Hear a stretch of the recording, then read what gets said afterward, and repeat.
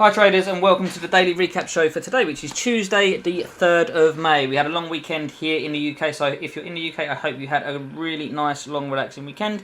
If you're not in the UK I hope you've had a great start to the week. So we're going to start with the FTSE in our recap today, and we said it is a little bit choppy with initial resistance today at 75.09 to 75.19. If we could gain acceptance above 75.35 to 45, then we can see moves towards main resistance today at 75.91 to 98.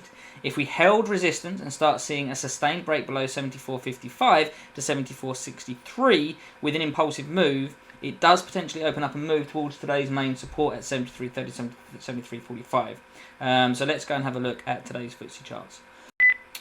Okay, so you can see on the open here, we did actually get this really strong push up initially. We did really have a potential reversal trade here at the open.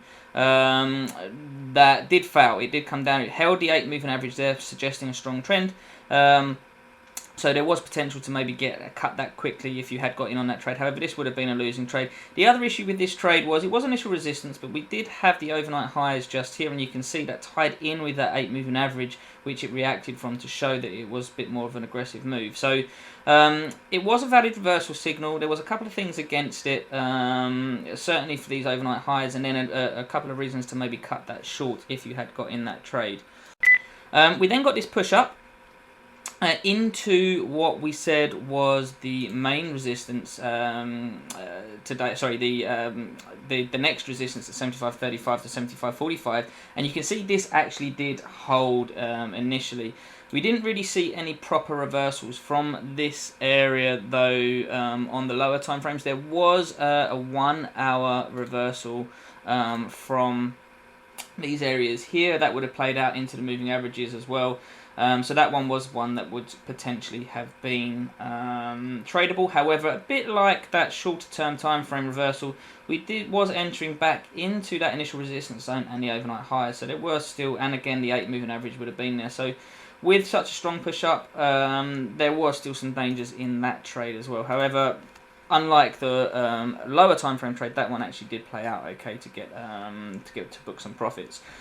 We have this afternoon, late in the session, we have gained acceptance above this 75.35 to 45 zone. So it's a bit late in the session to start targeting this 75.91 zone.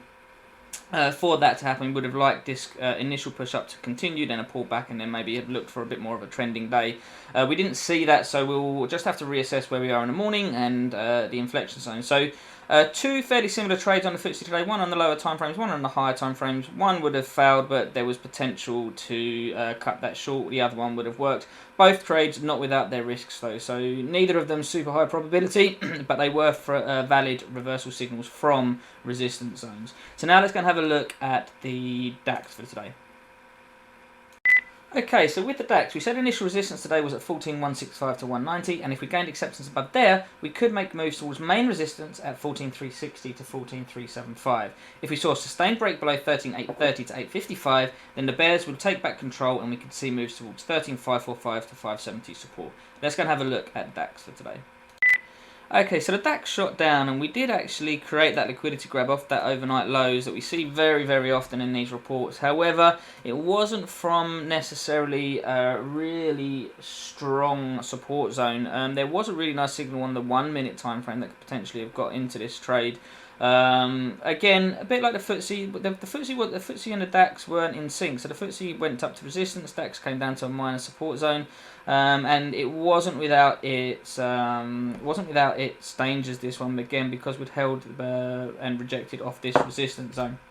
But outside of that, you can see today it's generally been quite choppy. Otherwise, and we never got to any of those key zones that we sort of spoke about in the report. The 165 to 190 zone, we got nowhere near, so we weren't looking towards the main resistance zones, and then we was looking for breaks of this 13.830 to 8.55 support zone for potential buys, or then breakdowns and then retested that to look to get short. So we were very much in the middle of the main support and main resistance zones, and the action has been fairly choppy. So although this was probably the trade of the day on the DAX, right at the beginning of the right at the open with that liquidity grab, and there was a valid signal on the 1 minute time frame.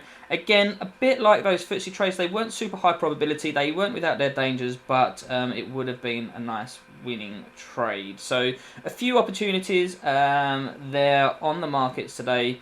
But as you can see, generally speaking, the markets have been a little bit choppier today, which can happen after a long weekend with a bit more low liquidity. We have also got quite a lot of news this week with FOMC, Bank of England and NFP. So again, that is quite normal market behaviour in the build up to those events. So that may be a theme for the week, but we'll see how that goes. And as always, we'll continue to provide you with the key zones of support and resistance, and where you need to be looking to trade from. If you was following us on social media last week, you'll know that we have now launched the US version of this service as well. So please keep an eye out for our US video recaps, where we'll be recapping the S&P 500 and Dow Jones and the reports that we put out before the US markets. We're putting out the reports on these markets between 1:30 and 2 o'clock every day. Gives people plenty of time to get themselves set up and prepared for that session. So if you haven't already, please come sign up to the services, the US Keyzone service and the European Keyzone service, so that you receive these reports, get all this information in real time, and become part of the Keyzone Traders community. So hope you all have a great week, and I'll speak to you again tomorrow. Cheers.